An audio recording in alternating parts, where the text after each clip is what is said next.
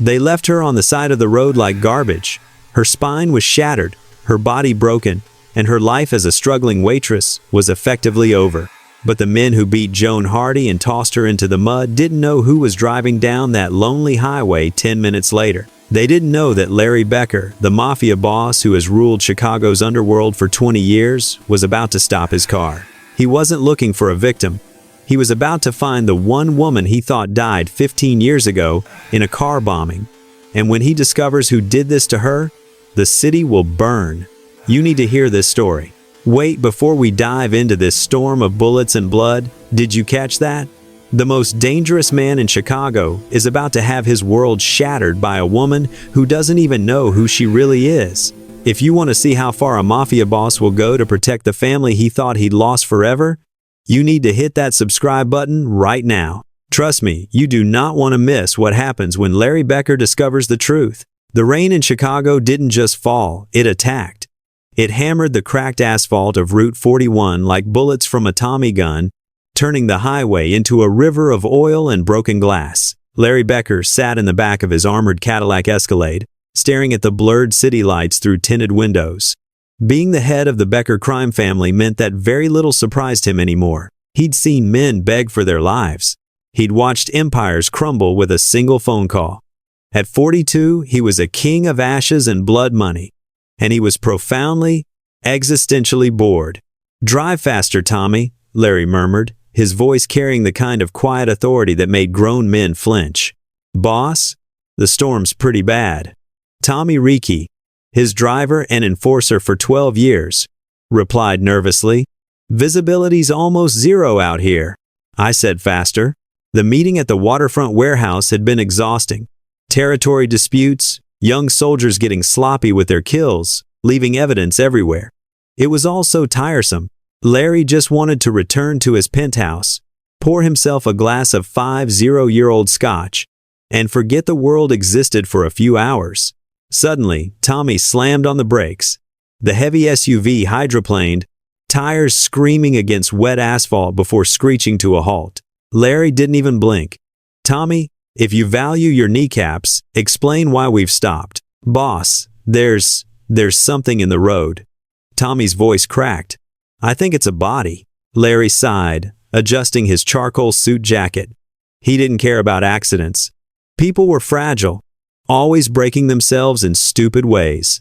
But then the scent hit him even through the sealed car, even through the rain. Copper, fresh blood, and beneath that, something floral. Lilac and rain-soaked cotton. It triggered a memory so violent that Larry felt his chest constrict. He opened the door, ignoring Tommy's protests. The rain soaked his dark hair instantly, ruining his $3,000 suit. He walked into the road, his Italian leather shoes splashing through puddles mixed with motor oil and something darker. There, illuminated by the harsh white beams of the headlights, lay a woman. She was a wreck. Brunette hair matted with blood and mud. A torn medical scrubs topped the kind physical therapists wore. Her body was twisted at an unnatural angle, legs bent in a way that made Larry's stomach turn, and he'd seen some horrific things in his line of work. Her face was swollen, bruised deep purple and black. Her hands were scraped raw, as if she'd tried to drag herself across the pavement before her body gave out. Larry knelt beside her, rain pounding his shoulders. She was burning with fever despite the cold. "Hey," he said softly, "can you hear me?" She didn't move. Her breathing was shallow, a wet rattle in her chest. This wasn't a random mugging. This was a message. He'd seen this kind of systematic beating before professional work. He reached out, brushing wet hair from her face to check for a pulse. Then lightning flashed. For one crystalline second, he saw her face clearly. She opened her eyes, green eyes, the exact shade of spring leaves, with flecks of amber that seemed to glow even in her dying state. Larry froze. His heart, his actual heart, which he'd thought had turned to stone years ago, seemed to stop. He knew those eyes. He'd seen those eyes every day for 18 years. He'd braided hair that fell around those eyes. He'd taught the girl who had those eyes how to pick a lock and throw a punch. "Elena?" he whispered, his voice trembling. It was impossible. Elena had died 15 years ago. caught in crossfire during the Castellano family's attack on his father's compound. She'd been 17. They'd never found her body, but the FBI had confirmed her death. But this woman, she was too young to be Elena. Mid-20s maybe. And yet, the woman's lips parted, blood bubbling at the corner of her mouth. She couldn't focus on him. She whispered one word, "Please." Larry looked down at her body, his trained eye assessing the damage. It was catastrophic.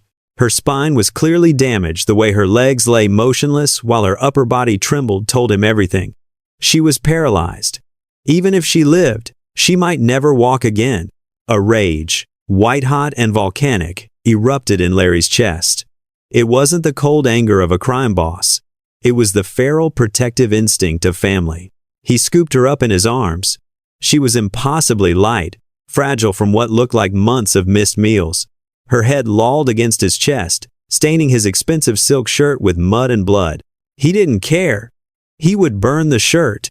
He would burn the whole damn city if it meant finding who did this.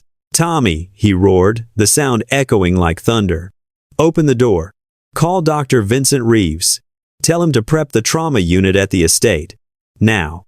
"Boss, should I call an ambulance?" Larry turned his eyes toward his driver. His expression made Tommy take a step back. "She's not going to any hospital," Larry snarled, holding the broken woman tighter. "She's coming home. What secrets does this dying woman carry? And why does she have the eyes of Larry Becker's dead sister? One thing's certain, someone just made the biggest mistake of their life." The drive to the Becker estate usually took 45 minutes. Tommy made it in 19. Joan Hardy, that was the name on the cracked medical ID badge Tommy found in her torn pocket, floated in and out of consciousness. Pain was a universe unto itself, white-hot and all-consuming. She remembered the headlights in the alley behind Chicago Memorial. She remembered the baseball bat hitting her back, that sickening crack that had disconnected her legs from her brain instantly. She remembered them laughing. "Tell your federal boyfriend to keep his mouth shut. This is what happens to snitches." Federal boyfriend? She didn't have a boyfriend. She'd treated a patient last week, a man with a gunshot wound, who'd paid in cash and refused to give his name. He'd asked strange questions about her family, about whether she was protected. Now there was only darkness, the smell of expensive cologne, and a coldness that somehow felt safe. When the car stopped, she felt herself being lifted. The movement sent a jolt of agony through her shattered spine, and she screamed a raw, guttural sound that didn't sound human. "Shh, I've got you. I've got you, Joan." A velvet voice whispered near her ear. She forced her eyes open. A man was carrying her. Pale, devastatingly handsome, with a jawline sharp enough to cut glass and dark eyes that seemed to see straight through her. He looked like an angel of death. "Am I dead?" she thought. "Is this hell?" They burst through massive iron gates and up a circular driveway. The estate was enormous, a stone fortress that looked like it belonged in a mafia movie, which, she supposed with delirium-tinged humor, it did. Double oak doors flew open. A team of people in medical scrubs was waiting in a marble foyer that probably cost more than her entire student loan debt. "Put her on the gurney, Mr. Becker," a man with silver hair and sharp, intelligent eyes commanded. This was Dr. Vincent Reeves, a trauma surgeon who'd lost his medical license 3 years ago for ethical violations, which really meant he'd saved the wrong politician's life and made enemies. Larry laid her down gently, his hands lingering on her shoulders as the medical team swarmed her. Scissors cut away her scrubs. IVs were stabbed into her bruised arms. "Status," Larry barked, pacing the room like a caged predator. "Doctor." Reeves worked quickly, his hands steady. "Multiple fractures, internal bleeding in the abdomen, collapsed lung. But the primary concern is the T12 vertebrae. It's crushed, Mr. Becker." He paused, meeting Larry's eyes. "The spinal cord is severed. She's paralyzed from the waist down." The words hung in the air like a death sentence. Paralyzed. Larry stopped pacing. He stared at Joan's pale face, now unconscious from the morphine drip. "Fix her," Larry commanded. "I can repair the organs. I can set the bones. But the spine." Reeves hesitated. "Mr. Becker, modern medicine cannot fix a severed spinal cord. She'll never walk again. I'm sorry." Larry grabbed Reeves by the collar, lifting him slightly off the ground. I didn't ask for an apology.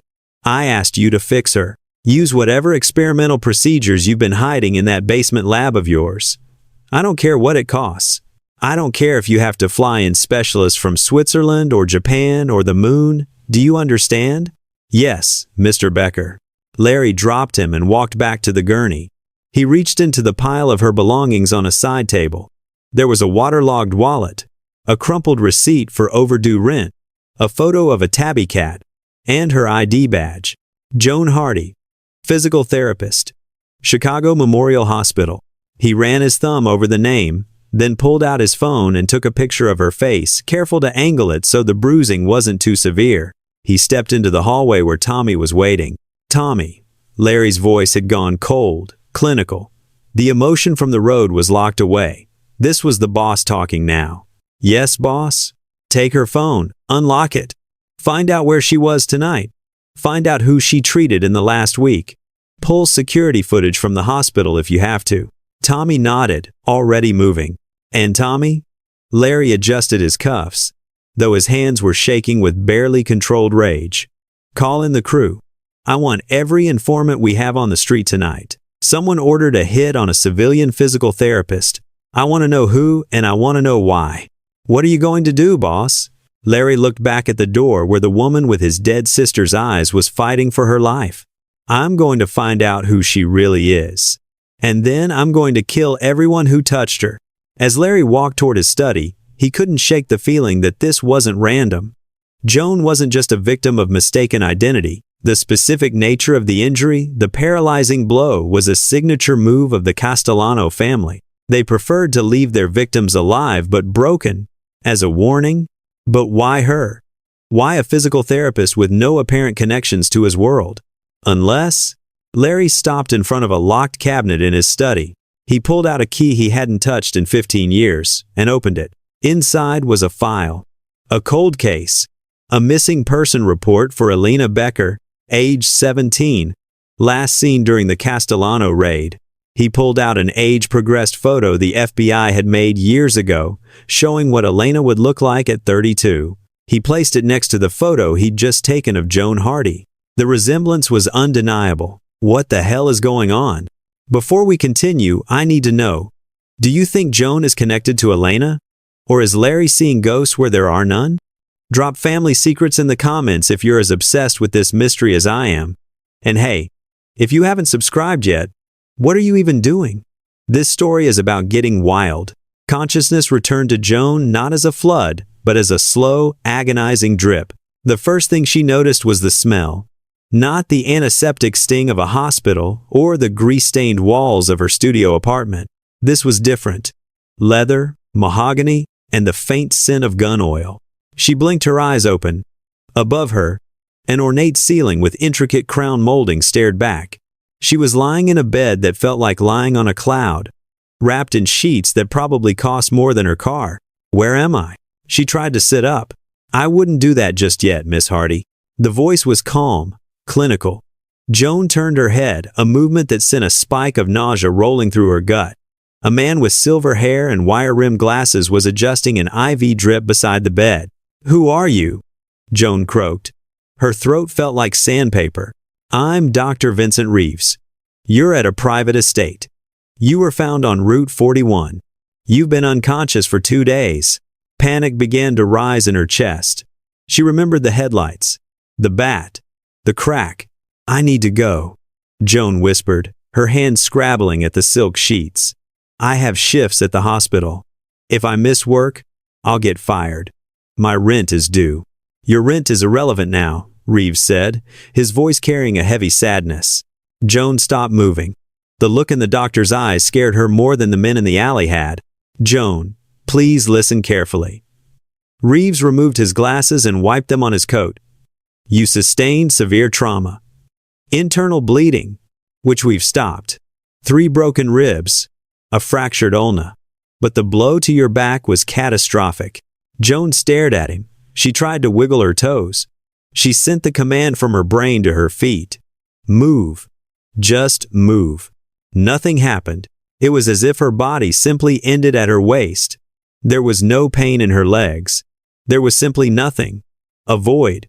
A terrifying silence where her nerves used to be. "Why can't I feel my legs?" she whispered, her voice trembling. "The T12 vertebrae was crushed," Reeves said softly. "The spinal cord has been severed. Joan, you're paralyzed from the waist down." The world seemed to tilt. Paralyzed.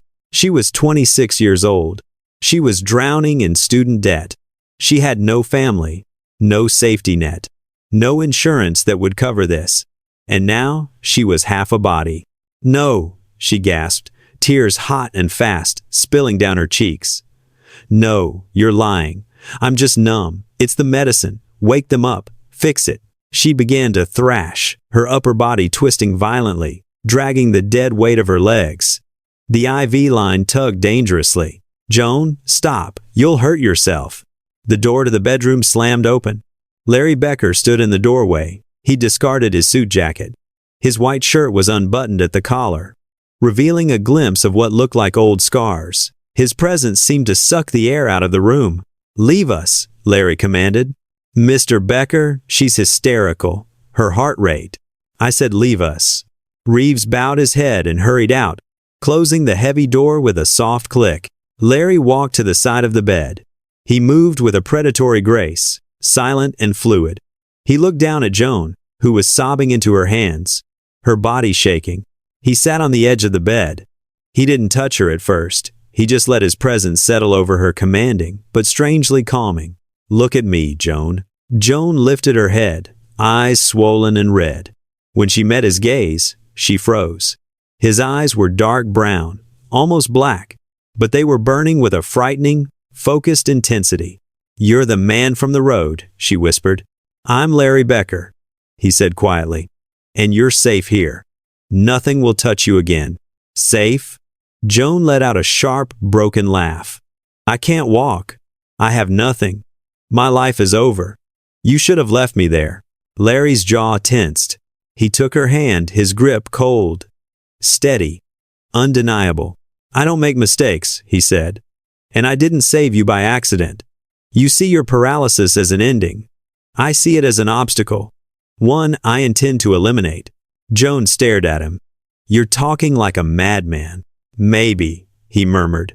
Then he pulled out his phone and showed her two photos side by side. One was of a teenage girl with green eyes and a bright smile, wearing a high school volleyball uniform. The other was Joan's own face, from her hospital ID. "Who is that?" Joan whispered. "Her name was Elena Becker," Larry said, his voice tight. "She was my younger sister. She disappeared 15 years ago. We never found her body." He paused. "But we always assumed she was dead." Joan looked between the photos. The resemblance was striking. Same eyes, same facial structure, same small scar above the left eyebrow. "Why are you showing me this?" Larry leaned in. "Because either you're the most incredible coincidence I've ever seen, or someone went through a lot of trouble to make sure you never knew who you really are." Joan's breath caught. "What are you saying?" "I'm saying that I think Elena survived that night. I think she was hidden in witness protection.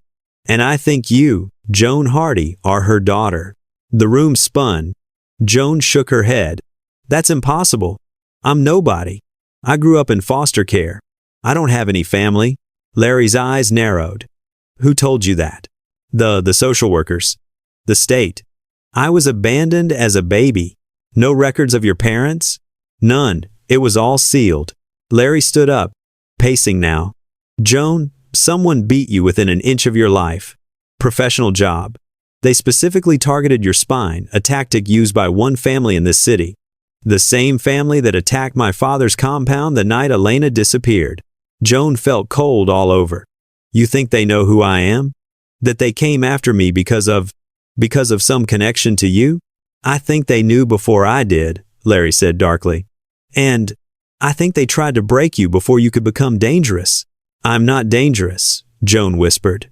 "I'm a physical therapist." Larry crouched beside the bed, his face level with hers. "You're the daughter of a Becker. Whether you knew it or not, that makes you one of the most dangerous people in this city. Because now you're my family, and I protect what's mine." Who is Joan Hardy, really? And if she's connected to the Becker bloodline, why was she hidden away for 26 years? More importantly, who else knows the truth? While Joan slept sedated after her breakdown, Larry descended into the bowels of his estate where Tommy and his tech specialist, Nina Volkov, were waiting. "Tell me you found something," Larry said, his voice clipped. Nina, a rail-thin woman with purple hair and a criminal record that would make most hackers jealous, pulled up security footage on 3 monitors. "Okay, so Joan Hardy checks out on the surface. She's been working at Chicago Memorial for 3 years. Clean record. But here's where it gets weird." Nina clicked through files. Her employment records don't match her education history. She supposedly graduated from Northwestern with a doctorate in physical therapy, but when I dug into Northwestern's archives, her student ID photo is different. Different how? Different person. Someone swapped her records. Professional job, federal level. Larry's hands clenched into fists. "Witness protection." "That's what I'm thinking," Nina agreed. "And check this out. Joan treated a patient last week. Gunshot wound. Paid cash. Refused to give his name." Tommy pulled up a grainy screenshot from the hospital's security camera. "We ran facial recognition. This is Special Agent Daniel Cross, FBI. He's been undercover in the Castellano organization for 18 months. Larry felt his blood run cold. The Castellanos found out they had a rat. They traced him back to Joan. They thought she was helping him. But she wasn't, Tommy said. She's just a physical therapist doing her job. Wrong place, wrong time. No. Larry shook his head. This wasn't random. If the Castellanos wanted to kill a civilian for treating a Fed, they'd just shoot her and dump the body. But they paralyzed her. They sent a message. He looked at the photo of Joan on the screen. They know who she is. They're trying to draw me out. Nina pulled up another file. There's more. I hacked Joan's DNA from the hospital blood work and ran it through a private database. She paused. Boss, she's a 50% match to your DNA. She's your biological niece. The room went silent. Larry stared at the screen, at the genetic markers that proved what he'd known in his gut the moment he saw her eyes. Elena had a daughter, he whispered. And someone hid her. The feds probably relocated Elena after she escaped, Tommy suggested. New identity. Witness protection. She must have been pregnant. Then where is Elena now? Larry demanded. Nina clicked to another file, a death certificate. Elena Becker, alias Sarah Morales, died in a car accident in Milwaukee 12 years ago. Joan would have been 14. Larry closed his eyes. His sister had survived. She'd escaped, started a new life, had a child. And then she died anyway, leaving her daughter alone. Find out everything about Joan's life after age 14. Larry ordered. Every foster home, every school, every person who ever looked at her sideways. Someone's been watching her. Someone knew what she was. On it, Nina said. Larry turned to Tommy. And I want Castellano brought to me. Vincent Castellano, the old man himself. I don't care if you have to drag him out of his penthouse. We're going to have a conversation. Boss, if you touch Castellano, it's war. It's already war, Larry said coldly. They just don't know they've lost yet. Joan woke to the sound of voices outside her door. She recognized Dr. Reeves' clinical tone and a woman's voice, softer, kind. The door opened. A woman in her 30s entered, carrying a tray of food. She had warm brown skin, kind eyes, and moved with the practiced efficiency of someone who'd spent time caring for people. Hi, I'm Sophia Morales, the woman said gently. I'm a nurse. Dr. Reeves asked me to check on you. Joan struggled to sit up. Sophia quickly adjusted the bed's electronic controls, raising the back so Joan could sit comfortably. How are you feeling? Sophia asked. Like I got hit by a truck, Joan said bitterly. Then she paused. Wait, Morales. That's my mother's name. The one on my fake birth certificate. Sophia's eyes widened slightly. You know about that? Larry told me. He thinks I'm his niece, that my mother was his sister. Sophia sat down in the chair beside the bed. Joan, I need to tell you something. My name isn't really Sophia Morales. It's Sophia Cruz. But I knew your mother, the real Sarah Morales. We were in the same shelter, a safe house for women fleeing dangerous situations. Joan's heart raced. You knew her? She was kind. Scared, but strong. She had a little girl you were maybe 2 years old. She used to sing to you in Spanish, even though she wasn't Latina. She said it was safer if you grew up thinking you were someone else. Tears filled Joan's eyes. What happened to her? Sophia's expression turned sad. The car accident was real. But it wasn't random. The brakes had been cut. Someone found her, Joan. Someone wanted her dead. And after she died, you disappeared into the foster system so completely that even I couldn't find you. Someone's been protecting me, Joan whispered. Or hiding me. Both? Probably. Sophia agreed. She reached out and took Joan's hand. But you're not hidden anymore. And Larry Becker? He's not going to let anything happen to you. Why does he care so much? Joan asked. I'm a stranger. You're family, Sophia said simply. In Larry's world, that's everything. Later that night, Larry stood in Joan's doorway, watching her sleep. She looked so fragile, so broken. But he'd seen the fire in her eyes when she'd argued with him. She was a fighter. His phone buzzed. A text from Tommy. Package secured. Castellano's in the basement. Larry smiled. But there was no warmth in it. It was time to get some answers. All right, I'm calling it now. Joan's mother didn't die in an accident. She was murdered. And whoever did it is about to face Larry Becker's wrath. If you think you know who's behind this conspiracy, drop your theories in the comments. And seriously, if you're not subscribed yet, you're missing out on the most intense mafia story of the year. Hit that button. The basement of the Becker estate wasn't designed for comfort.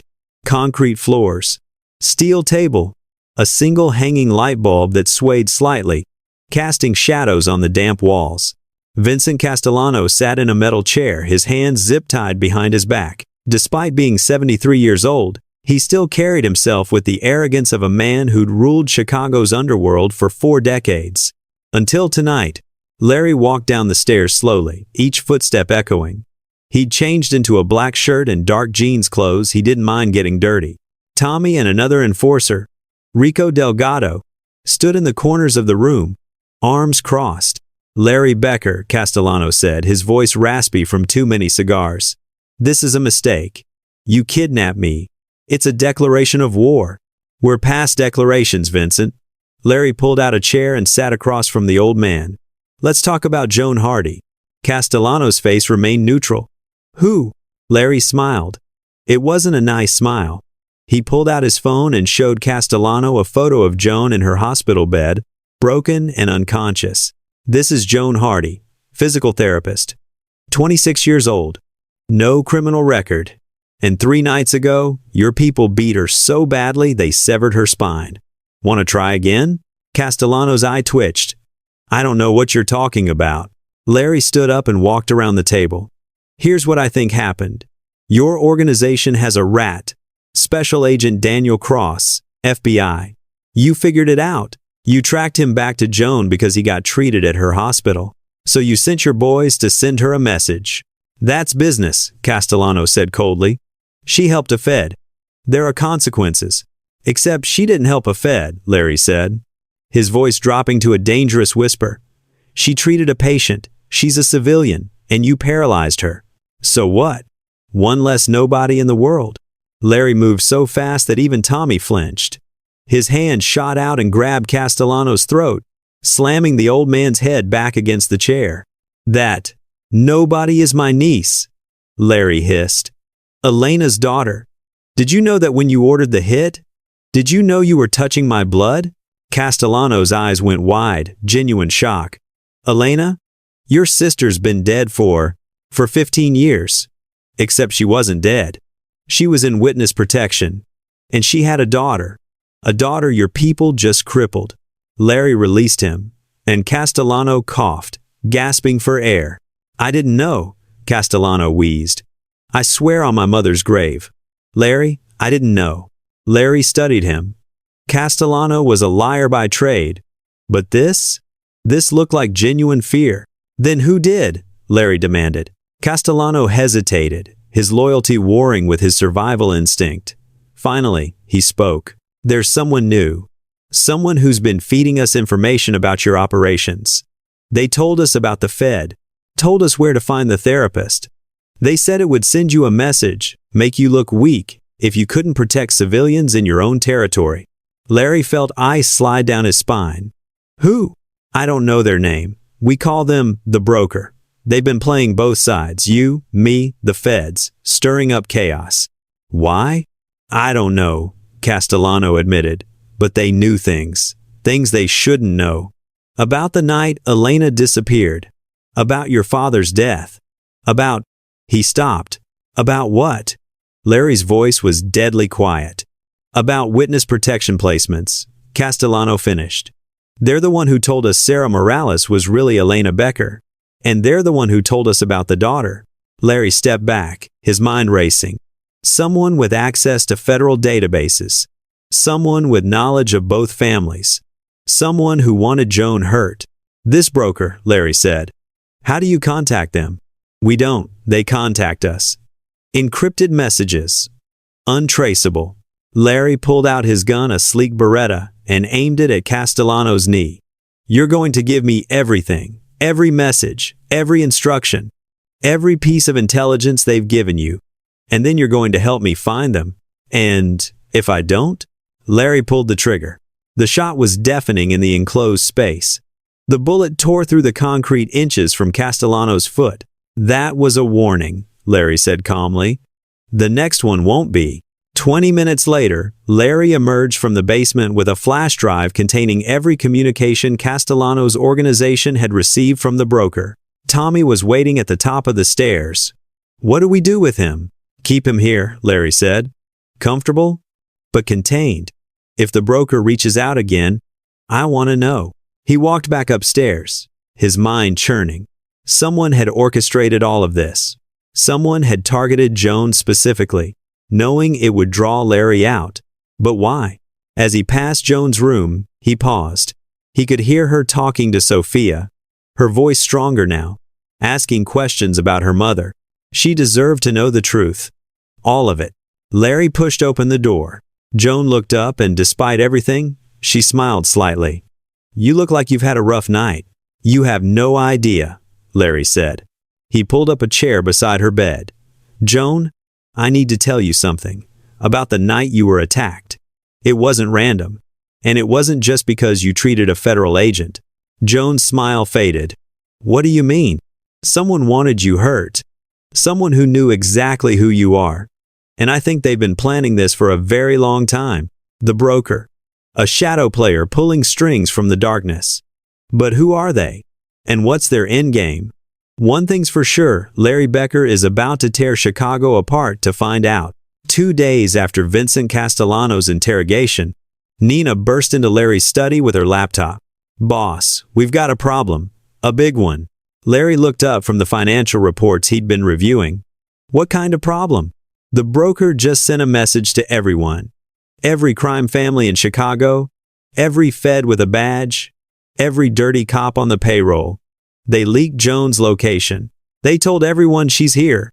Larry's blood ran cold. Show me. Nina turned her laptop around. On the screen was a mass email with an encrypted header. The Becker estate is harboring Elena Becker's daughter, a federal witness with information that could bring down half the city. First one to bring her in gets immunity and $5 million. She's paralyzed. Easy target. Clock starts now. Son of a bitch, Tommy breathed, reading over Larry's shoulder. Larry stood up, already moving. Lockdown protocol. Now.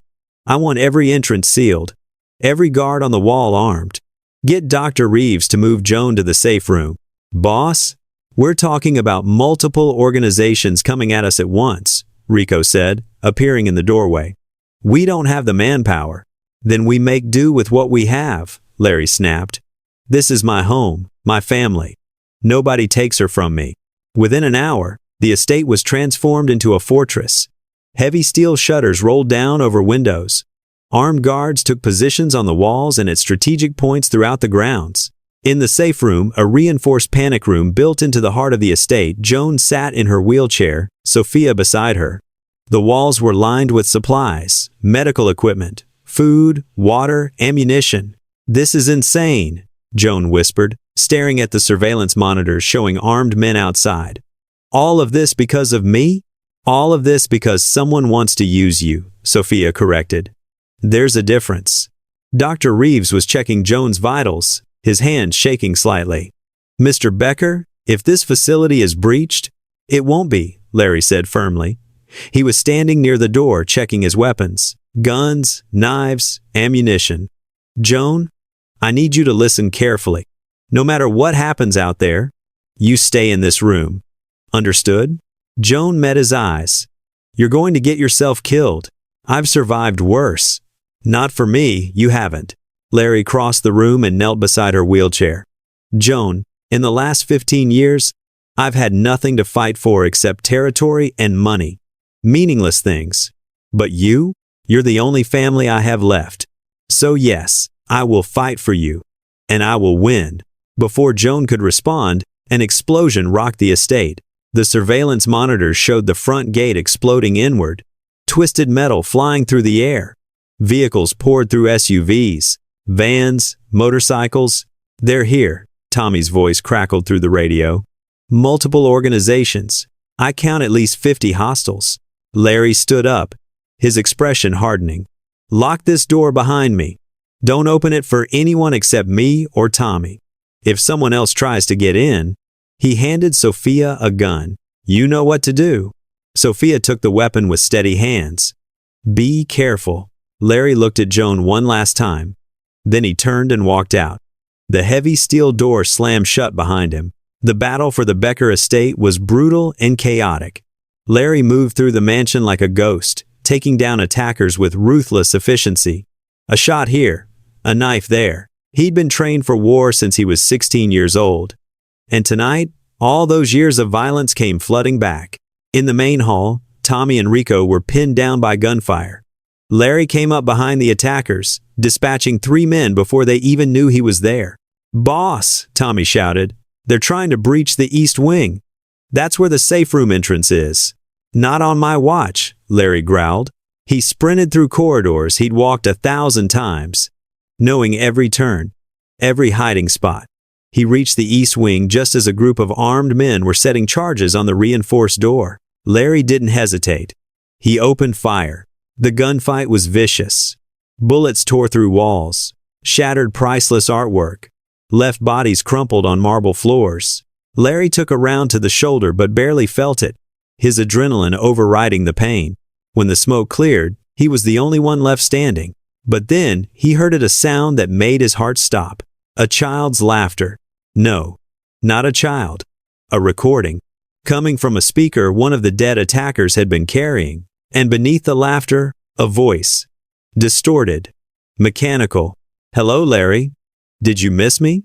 Larry's hands clenched around his gun. Who are you?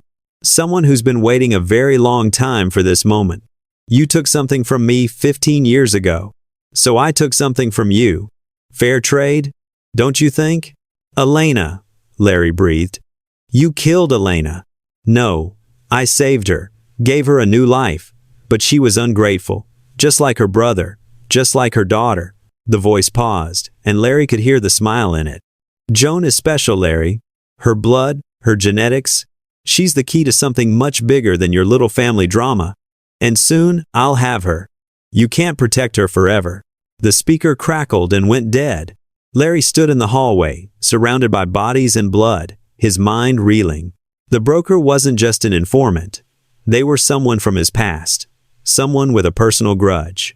And they knew things they shouldn't, things about Elena, about Joan, about the night that had destroyed his family. But who? In the safe room, Joan was watching the monitors, her heart in her throat as she saw Larry fighting. She saw him get shot, saw him keep moving, keep fighting. He's insane, she whispered. He's protective, Sophia corrected. There's a difference. On the screen, the last of the attackers were retreating, driven back by Larry's sheer ferocity. But Joan noticed something the others hadn't. On one of the exterior cameras, a figure stood at the edge of the property line, too far away to make out clearly. But they weren't fighting. They were just watching Larry. watching the estate, watching her. And then, as if they knew Joan was looking, the figure raised a hand and waved. Joan's blood ran cold. They survived the siege. But the real enemy just revealed themselves, and they're closer than anyone imagined. Who is the broker? And what do they want with Joan's blood? The aftermath of the siege left the Becker estate looking like a war zone. Broken glass, bullet holes, blood on marble floors. But they'd survived. Larry stood in his study, shirtless, while Dr. Reeves stitched up the gunshot wound in his shoulder. Joan had insisted on being brought upstairs, despite Reeves's protests, and now she sat in her wheelchair near the fireplace, watching. "You're lucky it went clean through," Reeves muttered. "Another inch to the left and it would have hit the brachial artery." "I don't believe in luck," Larry said flatly. He looked at Joan. "You should be resting." "I've been resting for days," Joan shot back. "I'm not fragile, Larry, and I'm tired of being protected from the truth." Who was that voice on the speaker? Who's the broker? Larry was quiet for a long moment. Then he nodded to Nina, who'd been working frantically on her laptop in the corner. "Tell her what you found." Nina swiveled her chair around. "Okay, so I've been analyzing every communication from the broker. Running voice analysis, tracking IP addresses, most of it's dead ends. But then I found something weird." She pulled up a file. 15 years ago, the night Elena disappeared, there was a federal operation running surveillance on the Castellano compound. Operation Nightfall. The lead agent was .A.R. Daniel Cross. Larry finished. "The same agent." Joan treated. "Wait," Joan interjected. "The agent who got shot? The one they said I helped? He was there the night your sister disappeared?" "He was a rookie back then," Nina continued. "But here's the thing, his partner that night was Agent Sarah Brennan. She's the one who set up Elena's witness protection. She's the one who created the Sarah Morales identity." Joan felt her heart rate spike. "She knew my mother." "She did more than know her," Nina said darkly. She pulled up a photo, a woman in her 50s, with severe features and cold eyes. "Sarah Brennan was fired from the FBI 8 years ago for inappropriate conduct. Her file is heavily redacted, but from what I can piece together, she was running off-book operations, using witness protection placements as leverage." Larry's jaw clenched. "She was selling information." "Exactly. And when your mother died in that car accident, guess who investigated it?" "Brennan," Joan whispered. "Brennan," Nina confirmed. "And here's the kicker, there's no autopsy report. The body was cremated within 24 hours. No investigation. Case closed." Joan felt tears stinging her eyes. "She killed my mother." "We don't have proof," Larry said carefully. "But yes, I believe she did. And I think she's been tracking you ever since." "But why?" Joan demanded. "What does she want from me?" Dr. Reeves cleared his throat. "Actually, I might have an answer to that." He pulled up Joan's medical files on a tablet. "When I ran your blood work, I found something unusual. Your blood has an extremely rare genetic marker, something called the chimera sequence. It's a mutation that occurs in maybe 1 in 10 million people." "What does it do?" Joan asked. "It makes your blood incredibly valuable," Reeves explained. "People with this marker have immune systems that are essentially superhuman. They can fight off any disease, heal faster, live longer. Pharmaceutical companies would pay billions for access to your genetic code." Larry stood up, ignoring the pain in his shoulder. Brennan wasn't just tracking Joan. She was waiting for her to get old enough to harvest.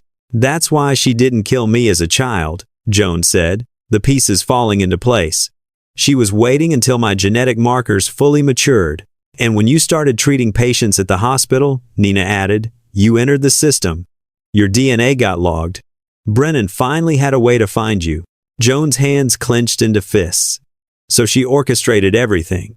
She sent Cross to my hospital knowing the Castellanos would track him. She knew they'd come after me. She wanted me hurt, vulnerable, so she could swoop in and take me.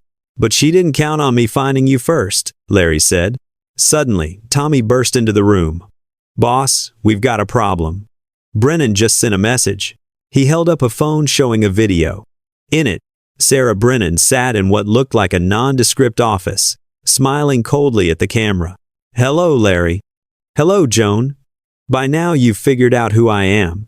Congratulations. But understanding doesn't change the situation.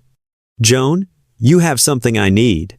Something I've invested 15 years in cultivating. Your mother tried to run. She paid the price. Now you have a choice. Come with me willingly, and I'll make sure you're comfortable during the extraction process. Refuse, and I'll make you watch everyone you care about die. You have 24 hours to decide. The video ended. Joan felt cold all over. She's not going to stop. No, Larry agreed. She's not. Then what do we do? Larry looked at her, and Joan saw something shift in his expression. A decision being made. We give her what she wants, Larry said. What? Sophia gasped. You can't be serious. I'm not giving her Joan, Larry interrupted. I'm giving her me. Joan, how much blood does Brennan need for this extraction? Dr. Reeves frowned. Probably several pints. But, Mr. Becker, if you're thinking what I think you're thinking, I have the same blood type as Joan, Larry said. We're family. Close enough that a transfusion worked during the siege when Jones IV got damaged. You want to fake the extraction, Nina said slowly. Make Brennan think she got what she wanted. Exactly. We set up a meet. I go in wired. We get her on tape admitting everything: Elena's murder, the conspiracy, all of it. Then we bury her. Joan shook her head. That's too dangerous. If she figures out the blood isn't mine, she won't. Reeves interjected thoughtfully. The chimera sequence is identifiable by a specific protein marker. If I can synthesize that marker and introduce it into Mr. Becker's blood temporarily, it might work. How temporarily? Larry asked. 24 hours. After that, your system will flush it out. Larry nodded. Then we do it. Nina, set up the meet. Make it look like Joan's agreeing to the terms. We end this tomorrow. Joan grabbed his hand. Larry, if something goes wrong, nothing will go wrong, he said firmly, but his eyes told a different story. He was willing to die to keep her safe. This is it. The final showdown. Can Larry pull off the most dangerous con of his life? Or will Agent Brennan see through the deception? One thing's certain, blood will spill before this ends. The meeting was set for an abandoned pharmaceutical plant on the outskirts of Chicago, neutral ground, or as neutral as anything could be when dealing with a corrupt federal agent and a mafia boss. Larry arrived at dawn, the winter sun barely breaking through the heavy clouds. He wore a wire taped to his chest, a tracking device in his shoe, and had backup positioned at every exit, but he walked in alone, as agreed. The plant was a skeleton of rusted metal and broken windows. In the center of the main floor, Sarah Brennan waited with 2 armed men flanking her. She smiled when she saw Larry. Mr. Becker. Punctual. I appreciate that. Let's skip the pleasantries, Larry said coldly. You wanted Joan. I brought her blood. 5 pints, fresh drawn this morning, preserved in medical-grade containers. He held up a refrigerated case. Brennan's eyes lit up with greed. I'll need to verify it. Of course. Larry set the case down and stepped back. One of Brennan's men brought over a portable lab kit. He drew a sample from one of the bags and ran it through a handheld analyzer. After a tense minute, he nodded to Brennan. It's genuine. Chimera sequence confirmed. Brennan's smile widened. You actually did it. You convinced her to cooperate. I told her she didn't have a choice, Larry lied smoothly. She understands how this world works now. You take what you want or someone takes it from you. Smart girl, Brennan mused. Just like her mother. Elena was smart too. Too smart. She figured out what I was doing using witness protection to build a genetic database of valuable assets. She threatened to expose me. So you killed her, Larry said. His voice barely controlled. I eliminated a liability, Brennan corrected. And then I waited for the real prize to mature. Joan is worth billions, Mr. Becker. With her genetic code, I can create a serum that will revolutionize medicine and make me the most powerful person in the world. Except you won't live to see it, Larry said. Brennan frowned. What? Larry tapped his chest. You've been recorded. Every word. And my people have been documenting your operations for the last 48 hours. Bank accounts, offshore holdings, your network of corrupt agents. It's over, Brennan. Brennan's face darkened. She pulled a gun. You think you're clever? You think I didn't plan for this? Actually, a new voice called out. We did. Joan wheeled herself out from behind a stack of crates, Sophia pushing her wheelchair. Larry's heart stopped. Joan, what are you? I'm not hiding anymore, Joan said firmly. She looked at Brennan. You killed my mother. You tried to destroy my life. And you were going to steal my blood to play God. But there's one thing you didn't count on. And what's that? Brennan sneered. I'm not defenseless, Joan said. She pulled a small remote from her pocket. See, while Larry was keeping you busy, Dr. Reeves and I were working on something. We synthesized the Chimera sequence and weaponized it. Brennan paled. That's impossible. You're standing in a building that's been rigged with aerosol dispersers, Joan continued.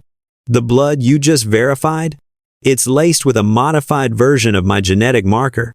And in about 30 seconds, those dispersers are going to activate. The serum is harmless to anyone without your specific DNA profile. But you, Agent Brennan, your body will reject it violently.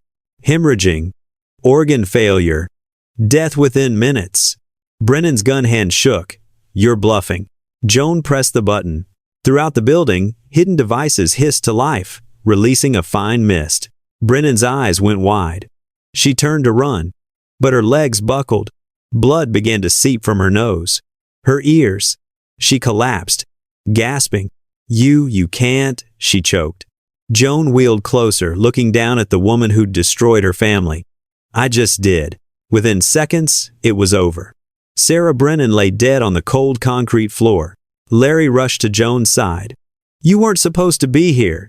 You could have been killed. I needed to see it, Joan said quietly. I needed to know she couldn't hurt anyone else. Sirens wailed in the distance. Tommy's voice crackled through Larry's earpiece. Boss, FBI's inbound. Real ones this time. We need to move. 6 months later, the headlines told the story. Corrupt FBI agents' criminal empire. Exposed. Pharmaceutical black market scandal rocks federal agency. Hero whistleblower receives presidential commendation. Joan Hardy became a household name, but not as a victim. As a survivor who'd brought down a vast conspiracy. She stood in the lobby of Hardy Medical Innovation, a cutting-edge research facility funded by anonymous donors, Larry's offshore accounts. She was wearing a business suit, standing on her own 2 feet. The experimental surgery had worked. After months of intensive physical therapy using techniques she'd helped develop, Joan had regained partial mobility. She still used a cane, still had limitations, but she was walking. Larry entered through the glass doors, dressed in a sharp suit. He'd gone semi-legitimate, sold off some of his illegal operations, kept the rest buried deep. He was still a criminal, but a sophisticated one. You're late, Joan said, smiling. Traffic, Larry replied, though they both knew he'd been at a meeting with his lawyers, finalizing the transfer of several properties into Joan's name. They walked together to the elevator, heading up to Joan's office. The walls were decorated with photos Joan and Sophia at a medical conference. Joan receiving her commendation, and one photo, old and faded, of a teenage girl with green eyes. Elena Becker. I still think about her, Joan said softly, touching the frame. My mother. I wish I could have known her. You do know her, Larry said. You have her courage, her stubbornness, her refusal to be anyone's victim. Joan smiled. Is that your way of saying I'm difficult? Extremely, Larry agreed. But your family. So, I'm stuck with you. Good, Joan said. Because you're stuck with me too. They stood there for a moment. 2 survivors of a war neither had asked for. But both had won. Outside the window, Chicago sprawled beneath them, a city of shadows and light, of criminals and heroes, of broken people who'd learned to stand again. Joan Hardy had started as a victim left to die on a roadside. She'd become a queen who'd torn down an empire. And she was just getting started. So there you have it. Joan Hardy went from a paralyzed victim to a force of nature who literally killed her enemy with her own blood. If you love this story of revenge, redemption, and family loyalty, smash that like button and subscribe for more intense mafia stories. Drop a comment telling me, would you have trusted Larry Becker? Or would you have run the first chance you got? Thanks for watching, and I'll see you in the next story.